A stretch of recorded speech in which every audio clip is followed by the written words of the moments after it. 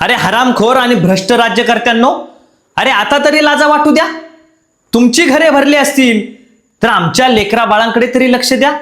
अरे शिक्षण घेण्याच्या वयात आमच्या लेकरांना व्यवस्थेला प्रश्न विचारावा लागतो.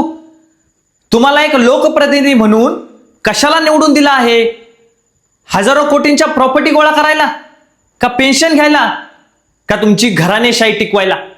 अरे नाही तुमची मुलं जिल्हा परिषदेच्या शाळेत शिक्षण घेत, नाही तुमची मुलं सरकारी दवाखान्यात उपचार घेत.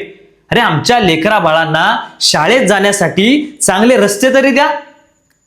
हा व्हिडिओ जर आज एखादा भ्रष्टाचारी राज्यकर्ता बघत असेल, त्याला माझं सांगणं आहे, तू हरामखोर आणि भ्रष्टाचारी आहेस. अरे आमचे टॅक्सचे पैसे खातो ना, अरे आमचा प्रामाणिकपणे करदाता कर भरतो ना. जो हरामाचे पैसे खातो त्याला हरामखोरच आम्ही म्हणणार. अरे मला चीड येत नाही हाच माझा गुन्हा.